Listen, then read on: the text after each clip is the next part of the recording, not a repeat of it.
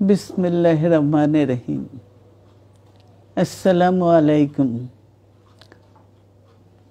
দীর্ঘদিন অসুস্থ থাকার পর আপনাদের সামনে কথা বলতে পারার জন্য আল্লাহর কাছে শুকরিয়া আদায় করছি।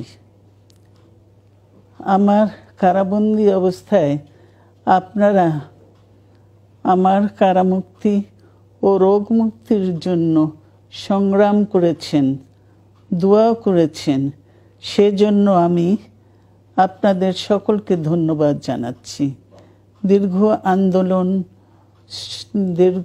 আন্দোলন সংগ্রাম ও ত্যাগের মধ্য দিয়ে আমরা ফ্যাসিবাদী অবৈধ সরকারের কাছ থেকে মুক্তি পেয়েছি। আমি আন্তরিক ধন্যবাদ জানাতে চাই আমাদের বীর সন্তানদের, যারা মরণপণ সংগ্রাম করে এই অসম্ভবকে সম্ভব করেছে। শত শত শহীদদের জানাই শ্রদ্ধা। এ বিজয় আমাদের নতুন সম্ভাবনা নিয়ে এসেছে। দীর্ঘদিনের নজিরবিহীন দুর্নীতি, গণতন্ত্রের ধ্বংসের স্তূপের মধ্য থেকে আমাদের নির্মাণ করতে হবে এক সমৃদ্ধ বাংলাদেশ। ছাত্র তরুণরাই আমাদের ভবিষ্যৎ।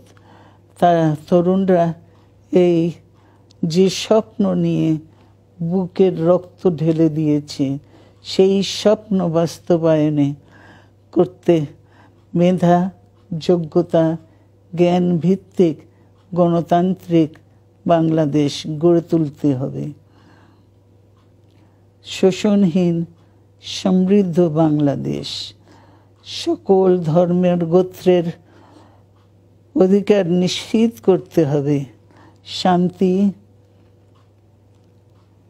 প্রগতি আর সাম্যের ভিত্তিতে আধুনিক বাংলাদেশ নির্মাণে আসুন আমরা তরুণদের হাত শক্তিশালী করি।